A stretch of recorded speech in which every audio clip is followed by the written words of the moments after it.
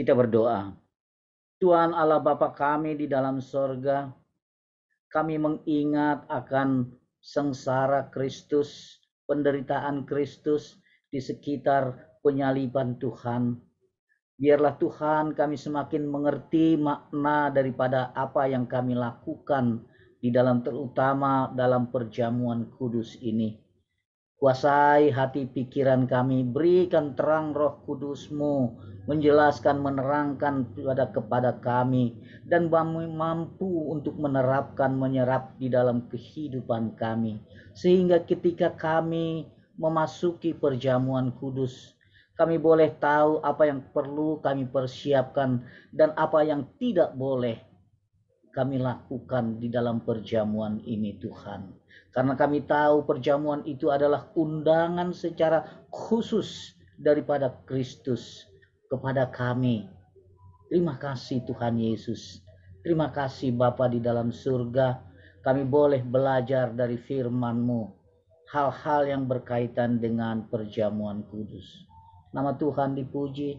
Ampuni kami Tuhan Yesus, agar kami boleh dilayakkan untuk duduk di sekitar firman Tuhan. Amin. Amang inang yang dikasihi Tuhan, kita akan belajar firman Tuhan, baca dari Markus 14 ayat 22 sampai 24. Demikian firman Tuhan.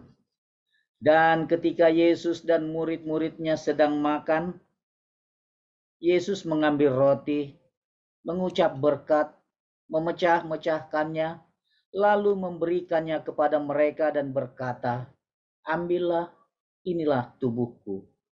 Sesudah itu ia mengambil cawan, mengucap syukur, lalu memberikannya kepada mereka, dan mereka semua minum dari cawan itu. Dan ia berkata kepada mereka, "Inilah darahku, darah perjanjian yang ditumpahkan bagi banyak orang." Kalau di Matius 26 ayat 28 dari ayat yang sama ditambahkan untuk pengampunan dosa. Demikian firman Tuhan. Yang dikasihi oleh Tuhan Yesus, kita bicara tentang rangkaian peristiwa di sekitar sengsara Tuhan Yesus. Perjamuan terakhir di dalam di Yerusalem, di dalam rangka masuk di dalam pengadilan. Namun sebelumnya ada juga pembasuhan kaki yang mungkin kita jarang lakukan ataupun kita kurang banyak bicara tentang itu. Dan perjalanan ke Getsemane pada malam, artinya suasana itu di malam Kamis malam, serta proses penangkapan Kristus. Nah, kalau di Yohanes tentang pembasuhan kaki itu sangat jelas diterangkan. Sesudah mereka makan, ya, ini gambarannya. Sesudah itu ia membasuh kaki, dia mengenakan pakaian ke tempatnya lalu berkata, ya, sesudah dibasuh kaki daripada murid-muridnya ini. Ada satu pernyataan yang penting kita tahu. Tuhan Yesus sendiri katakan, "Mengertikah kamu apa yang telah kuperbuat kepadamu?" Ini juga pertanyaan yang sama yang bagi kita. Mengertikah kita apa yang telah Tuhan Yesus perbuat kepada kita? Kamu menyebut aku guru, demikian Tuhan Yesus katakan. Dan katamu itu tepat, sebab memang akulah guru dan Tuhan. Jadi, jikalau aku, ini saya tambahkan warna merahnya, kalau aku gurumu dan Tuhanmu membasuh kakimu, aku yang adalah Tuhan dan gurumu, maka kamu pun wajib saling membasuh kaki. Makna daripada membasuh kaki di dalam dalam prosesi Minggu Sengsara Yesus ini adalah satu kerendahan hati, ya. Atasan membasuh memperhatikan bawahannya. atau juga menjadikan suatu konsep kesederhanaan bahwa tidak melihat bahwa di mana yang sebagai bos, mana yang sebagai hamba, tapi betul-betul Tuhan Yesus menghambakan. Dan pengertian di sini yang kita tekankan, kalau kamu mengerti apa yang aku lakukan, kamu pun wajib saling membasuh kakimu. Nah, ini menjadi sesuatu pedoman standar ketika Tuhan Yesus melakukan keteladanan untuk menjadi pelayan, ya. Bagi setiap kita yang mendapatkan pembasuhan dan juga bagi setiap kita yang mendapatkan pengampunan dosa, wajib saling membasuh kaki, wajib saling melayani. Nah, ini itu makna daripada pembasuhan kaki ini. Dan bahkan kalau di beberapa gereja yang lain itu secara faktual atau bukan dilakukan, pendeta membasuh kaki jemaatnya, jemaat atau majelis membasuh kaki jemaatnya, dan semua saling bergantian merasakan suasana bahwa kita ini tidak ada apa-apanya. Ya, itu makna daripada pembasuhan kaki itu. Kita merasakan bahwa saya teringat dulu selaku kepala BPS di provinsi Sulawesi Utara. Di sana orang merasa hebat gitu kan kalau sudah menjadi pejabat itu. Tapi saya ajarkan kepada mereka, mari kita saling pejabat yang eselon 3, yang eselon 2, saya datangi, saya lap kakinya, sepatunya. Jadi dan itu bergantian. Yang pengertiannya bukan masalah melapnya itu, tapi mengertikah kamu apa yang telah kuperbuat. Nah, kalau kita mengerti apa yang telah Tuhan Yesus katakan, apa yang telah Tuhan Yesus perbuat bagi kita, maka kita pun harus saling melakukan itu. Kalau dalam konteks ini kita bicara tentang pembasuhan kaki, ada banyak perbuatan-perbuatan Yesus yang juga sudah kita rasakan kepada kita, yang Tuhan Yesus lakukan pada kita. Kalau kita mengerti, maka kita pun wajib untuk melakukannya. Ini mengajarkan kita tentang keteladanan, bukan hanya di dalam perkataan, tetapi langsung pada implementasi untuk melakukannya, berbuat pada hal-hal pelayanan kita, apa yang bisa kita perbuat. Itu satu bagian yang pertama.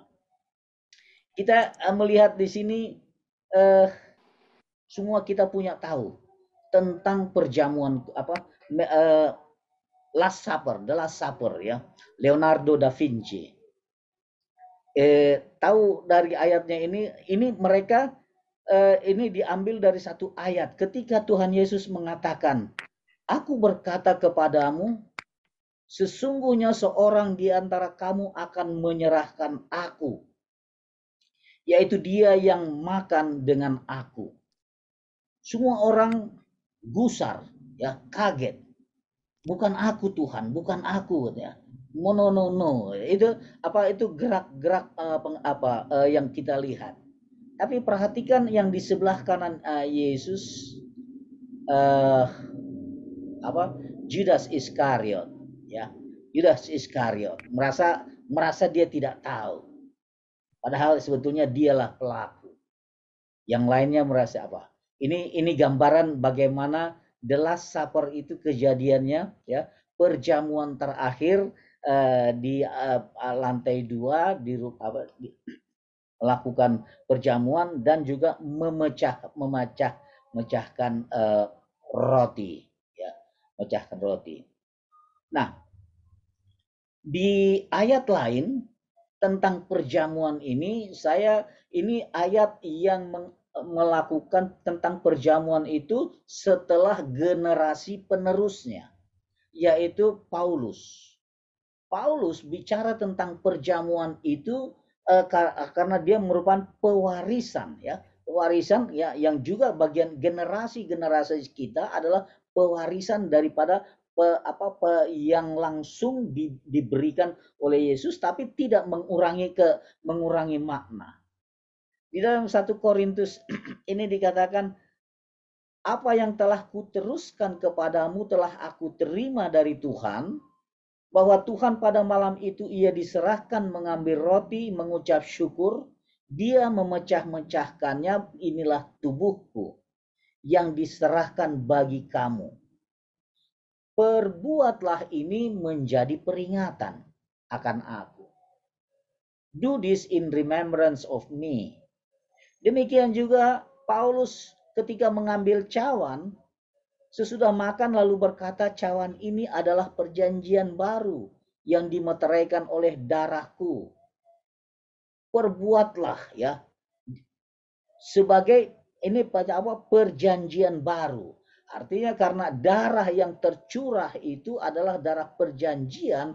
Kalau dulu orang Yahudi ya, orang Israel keluar ya, sebelum keluar dari tanah Mesir, mereka menyembelih, kemudian memasang di depan pintunya curahan darah, dan itu perjanjian untuk bangsa Israel. Dan itu Tuhan Yesus katakan, inilah perjanjian baru. Kita adalah anak-anak perjanjian itu. Ya, perbuatlah setiap kali kamu meminum menjadi peringatan akan daku. Ya, kata kuncinya peringatan. Jadi ketika kita menghadapi, menjalani perjamuan kudus, ada banyak ritual ataupun pengingatan tentang keluarga, orang tua, ya, yang sudah mendahului kita, atau keluarga-keluarga dekat lainnya. Ini sudah menyimpang, ya. Konteks semacam itu menyimpang. Karena kita bicara tentang perbuatlah ini menjadi peringatan akan Yesus. Jadi yang diingat itu tentang Yesus, bukan tentang orang yang sudah mendahului kita. Ya, ini memahami makna perjamuan kudus ini. Ketika silang nih begitu berhamburan gitu ya, tangisan itu kan. Tapi yang diingatnya tentang seseorang yang dikasihi. Bukan tentang penderitaan Yesus, tentang pengorbanan Yesus, tentang pengampunan Yesus, tentang keteladanan Yesus. Justru ini yang menjadikan konteks yang bergeser ya, yang tidak seperti hakikat daripada perjamuan kudus itu. Ya. Itu do this in remembrance of me, ya, menjadikan peringatan akan daku, memperingati tentang Tuhan Yesusnya. Jadi fokusnya kepada Tuhan Yesus. Kalau tentang yang lain-lain itu kapan waktu bisa kita ingatkan, kita diingatkan. Entah itu datang di kubur atau macam-macam gitu ya. Tapi justru dalam perjamuan ini kita bicara tentang itu. Nah, bicara tentang roti dan anggur, ya. Roti dan anggur itu kalau juga berbeda-beda penafsiran. Kalau ortodoks Romawi dan Romawi, dia mengatakan roti dan anggur itu berubah menjadi tubuh dan darah Kristus yang ada di meja perjamuan. Jadi seluruh roti dan anggur yang ada di meja perjamuan itu berubah menjadi tubuh dan darah Kristus, sehingga itu suci, kudus, dan tidak boleh main-main. Makanya mereka sisanya itu simpan. Mereka simpan dalam tempat yang kudus. Dan orang yang memberikan itu pun adalah orang yang juga dikuduskan, atau ada istilahnya apostolic succession. Jadi utusan-utusan apostolik yang turun-temurun, hanya orang tertentu yang boleh memberikan roti dan anggur itu. Ya, gereja kita pun hampir mirip, tetapi Protestan menganut tubuh Kristus itu hadir bersama roti dan anggur. Ketika roti dan anggur kita makan, Itulah yang berubah substansinya menjadi kita memakan tubuh dan darah Kristus, Kristus yang masuk di dalam kita, hadir ke dalam di kehidupan kita. Ya. Ini proses memorialisme. Roti anggur itu adalah satu lambang, ya, bentuk, ya, yang mengingatkan akan pengorbanan Kristus. Jadi ini lihat perbedaannya. Kekudusan roti dan anggur di gereja Katolik dan Ortodoks itu memang betul-betul suasananya sangat sakral sekali, tapi kalau di kita pengertiannya adalah ketika kita makan baru di sanalah ada konsubstansi, jadi perubahan bentuk tubuh dan darah Kristus. Sehingga kita kadang main-main, ya, dengan anggur. Kalau saya dulu Sintua di belakang itu berapa botol sisanya, kan? Itu untuk dinikmati bersama-sama. Jadi botol anggur yang dibicarakan gitu, yang sudah apa itu. Kalau itu di apa, jadi ini juga kita perlu secara apa tidak sesederhana itulah memperlakukan roti dan anggur yang bersisa itu, tetapi biarlah suasana perjamuan kudus itu ya memang kudus, ya, di dalam mekanisme ininya. Nah, kalau istilahnya di dalam sebagai konsekrasi, penyucian, pengudusan, penyerahan, pemisahan. Nah, jadi kalau Lutheran meyakini tubuh dan darah hadir, ya, pada bentuk roti, pada bentuk anggur. Nah, itu yang disebut sebagai persatuan sakramental, sacramental union. Calvinis juga mempercayai secara rohani dalam tindakan sakramental itu. Nah, itu melihat membedakan bagaimana itu. Oleh karena itu kalau di gereja Katolik memang tidak boleh kalau tidak masuk di dalam kelompok Katolik untuk mengikuti perjamuan kudus. Kalau di kita mungkin lebih terbuka. Tapi dalam keterbukaan ini juga perlu memperhatikan apakah boleh atau tidak boleh orang yang di dalam nanti kita akan coba lihat. Nah, kalau di Yohanes 6 dia katakan, barang siapa makan dagingku, minum darahku, ia tinggal di dalam aku dan aku di dalam dia.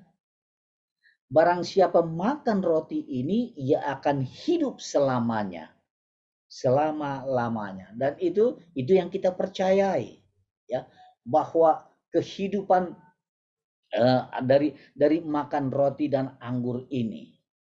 Nah, jadi bukan hanya masalah pengampunan dosa, ya, bukan masalah pengampunan dosa. Memang yang tadi dikatakan di Markus dia tidak sebutkan pengampunan dosa, tetapi di Matius dia tambahkan ayat itu sebagai alat pengampunan dosa, sebagai pengampunan dosa.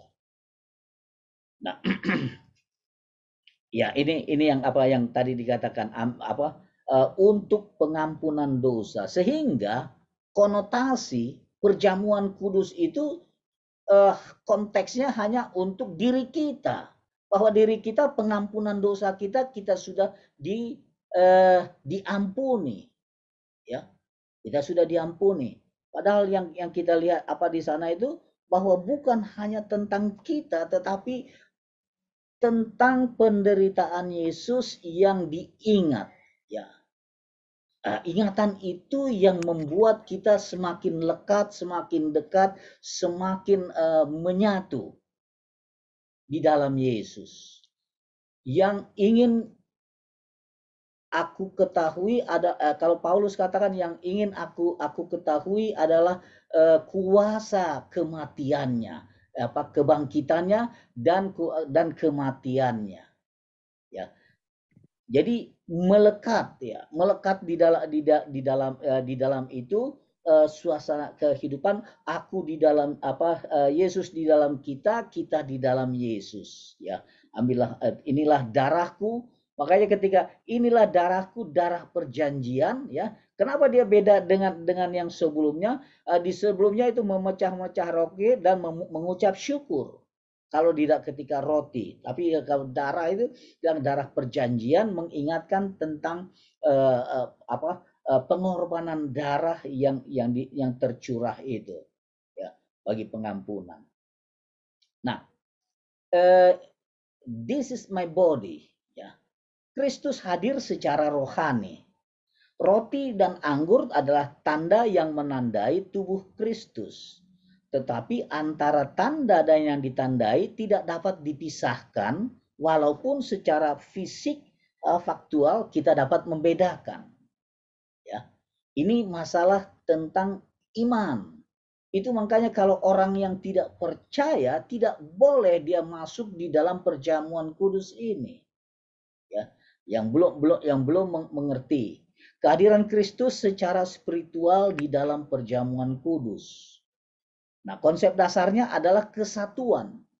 Kristus ada di dalam aku dan aku di dalam Kristus. Ya. Bukankah cawan pengucapan syukur atasnya kita ucapkan syukur ini adalah persekutuan dengan darah Kristus? Itu dikatakan di dalam Korintus ya 1 Korintus 10 ayat 16 ya. Bukankah roti yang kita pecahkan inilah persekutuan dengan tubuh Kristus? Jadi participation in the blood of Christ. Jadi persekutuannya itu.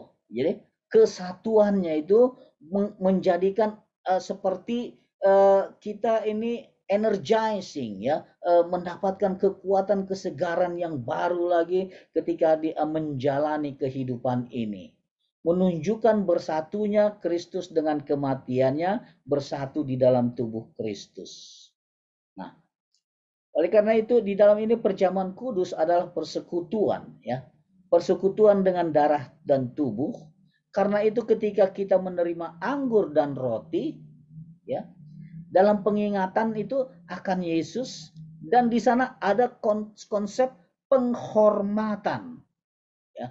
Penghormatan, menghargai, terima kasih Tuhan, luar biasa engkau berkorban untuk aku. Penghormatan itu yang setinggi-tingginya ya. Itu tidak bisa kita melakukan penebusan itu kalau bukan karena Kristus yang melakukan. Kalau hanya dengan kuat kuasa ataupun tenaga kemampuan kita, usaha kita, nothing. Nah, perasaan ataupun suasana batin yang seperti ini yang mestinya ada gitu di dalam hidup kita, bukan cuma sekedar pengetahuan. Kalau pengetahuan itu ya ada orang jalan-jalan di bulan gitu kan. Tapi kalau pengalaman betul-betul memang merasakan perjalanannya itu ya tentang penebusan Kristus itu di yang menjadi kepada kita dan pembayar lunas ya, penghormatan dan pengakuan ini penting sekali bagi ketika kita ini mengatur menentukan ketika kita untuk bersikap di dalam perjamuan ini.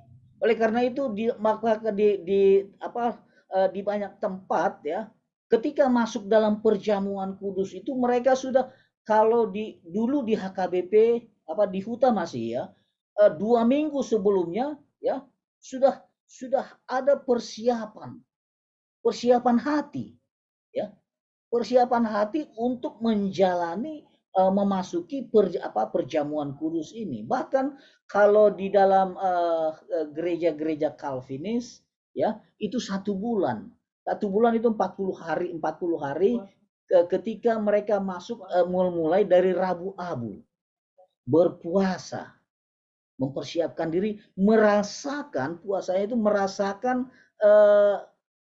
laparnya orang, aku juga merasakan laparnya itu.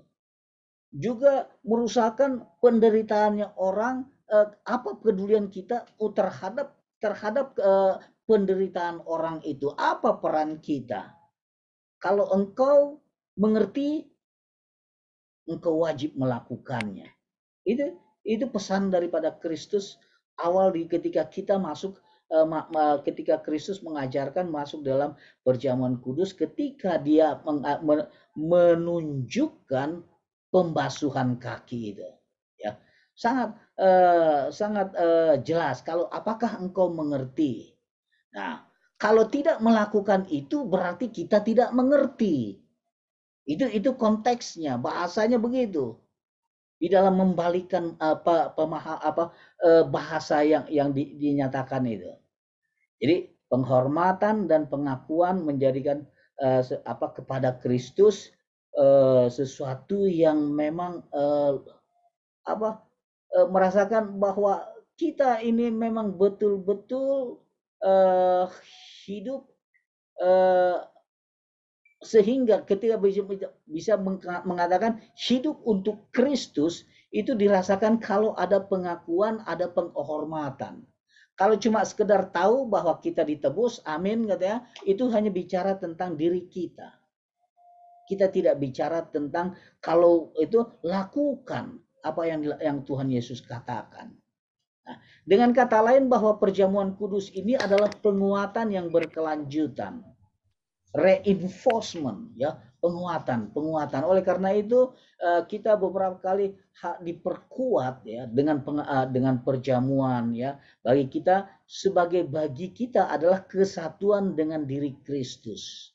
Kristus ada beserta kita, atau di dalam Matius 28, aku menyertai engkau ya dari sepanjang masa. Ya, penyertaannya itu yang betul-betul dirasakan, bukan saja penyertaan, tetapi ada kuasa Kristus di dalam penyertaan itu.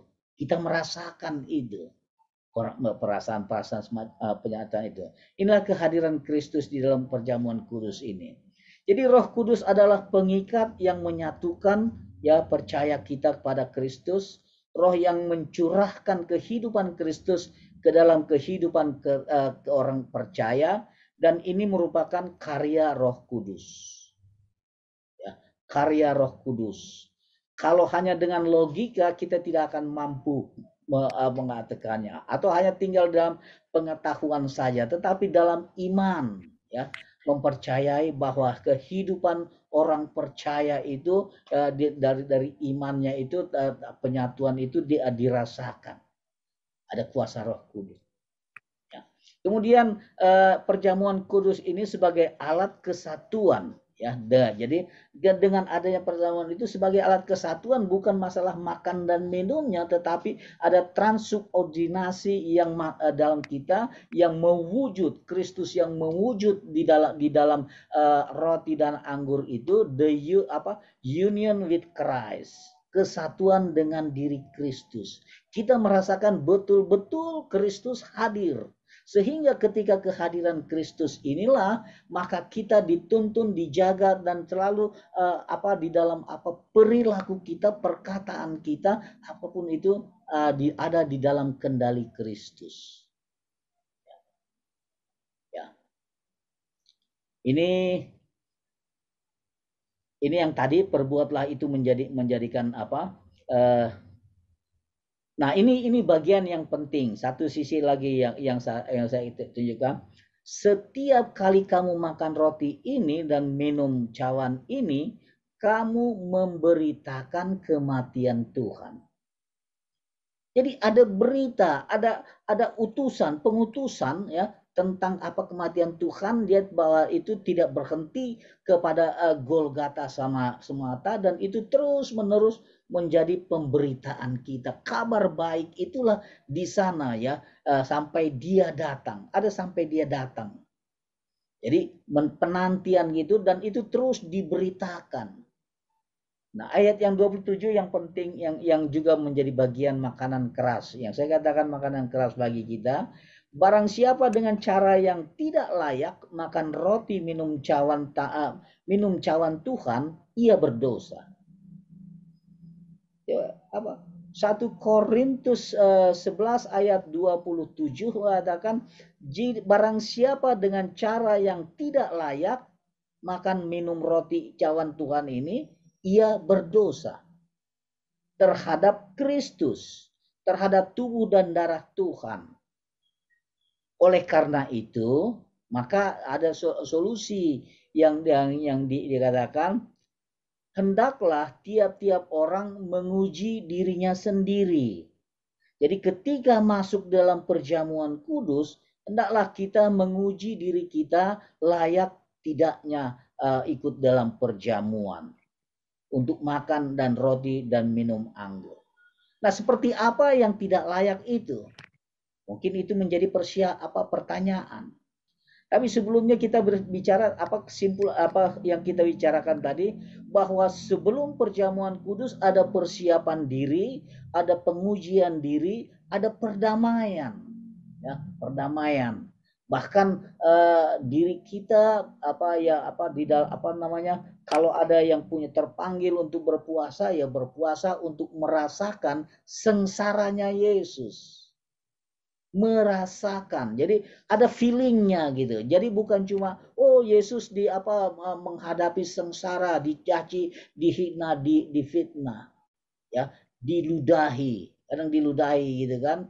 Nah, itu juga konteksnya kalau itu keteladanan yang sudah diberikan Yesus, maka kita pun ya lakukan gitu. Oleh karena itu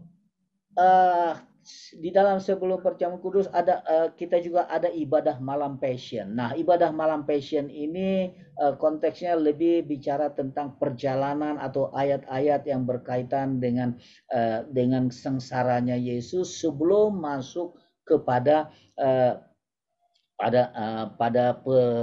penyaliban. Ya. Berdosa terhadap tubuh dan Tuhan. Itu kalau kita menganggap ritual biasa tanpa persiapan hati, tanpa proses menguji diri. Nah, perjamuan kudus adalah untuk orang-orang ya yang dapat memahami makna dan kuasa. Oleh karena itu memang makanya orang yang tidak dibaptis ya, ini jangan ada pendeta yang sudah perjamuan kudus baru membaptis. Ada pernah itu saya tahu dilakukan itu terbalik gitu ya. Kalau tahu makna dan kuasa perjamuan kudus itu hanya orang-orang yang beriman yang boleh masuk di dalam perjamuan kudus, yang dapat mengakui tubuh dan darah Kristus. Ya, apalagi kalau sudah merasa menganggap ini kan cuma roti gitu kan, tidak beragi, ini cuma anggur ya, mari kita minum gitu. Enggak harus masuk pada penghormatan dan pengakuan yang dapat itu Pak di dalam roti dan anggur itu, yang dapat memeriksa hati, yang dapat memproklamasikan. Nah, ini apa? Memproklamasikan kematian Tuhan Yesus. Kalau tadi di konteksnya memberitakan kematian Kristus. Itu menjadi bagian hidup kita. Kita yakini, kita percayai, kita proklamasikan, kita ceritakan. Dan yang dapat mengingat Kristus ketika menerima perjamuan kudus itu. In remembrance of me, ya, mengingat akan daku. Nah, demikian pula perjamuan kudus sebagai firman yang dapat dilihat. Tuhan menunjukkan memakai alat kasih, menempelkan otoritasnya Kristus di dalamnya. Ya, ini yang sudah saya cerita tadi. Kalau di 1 Korintus itu participation, ini juga sudah saya cerita tadi. Nah, ini mungkin yang penting ada breakdown detailnya gitu ya. Saya baca dari tafsiran Alkitab itu. Kalau dia tidak layak itu, kenapa dia tidak layak? Karena dia tidak memiliki kehidupan rohani, ya. Tidak memiliki terang rohani. ya, tidak memiliki selera dan kesenangan rohani. Yuk, bayangkan itu, kalau misalnya kesenangan rohaninya baca firman, ya, diskusi firman, ya, untuk hal-hal demikian aja tidak selera gitu, selera cuma hanya untuk dapatkan perjamuan saja, baru dia hadir, ya, itu yang dikatakan sepertinya menjadikan kenapa tidak layak. Tidak ada rasa lapar dan haus rohani, ya. Selera rohani apapun, ya, ya, dan tidak dapat menerima makanan rohani, tidak memiliki persekutuan rohani, ya, apapun dengan Kristus. Itu yang dikatakan Kristen yang timbul tenggelam, cuma datang pada perjamuan, pada Paskah, pada Natal, ya, tidak memiliki persekutuan, ya. Meskipun dia mengaku menyesal, ini satu lagi apanya? Meskipun menyesal, tetapi namun tidak memiliki pertobatan sejati, itu yang dikatakan tidak layak. Ada penyesalan, ya, tetapi penyesalan itu tidak cukup. Bahwa penyesalan itu harus berdampak pada pertobatan, dan dari pertobatan itu menghasilkan buah pertobatan. Kelihatan dia dari apa yang dilakukan, betul nggak dia bertobat atau dia kumat. Begitulah konteksnya yang kita bisa lihat di sana. Mereka tidak memiliki iman kepada Kristus, ya. Bahkan juga dia tidak memiliki pengetahuan rohani. Saya bersyukur di tim doa ini, ketua dan sekretaris mengajarkan, mewajibkan untuk masuk memiliki pengetahuan, belajar tentang firman, ya, tentang Kristus yang terus setiap hari digumuli, ya. Kristus, kemudian pengetahuan rohani ini bahwa dia bukan cuma sesuatu yang spekulatif atau sebagai gagasan, konsepnya bahwa Kristus adalah menebus dosa. Itu cuma gagasan. Kemudian mari kita datang ke perjamuan untuk dapat penebusan. Kosong, ya. Mereka tidak dapat, seperti itulah konteks yang memiliki pengetahuan yang hanya berdasarkan spekulatif, jadi tidak dihidupi. Iman yang tidak dihidupi, yang tidak dirasakan. Mereka tidak dapat mengingat Kristus dengan penuh kasih, tidak melakukan apa yang mereka lakukan dari prinsip kasih kepadanya. Itu juga menjadi seperti yang tadi, kalau engkau mengerti, lakukanlah. Ya, lakukan seperti apa yang aku perbuat.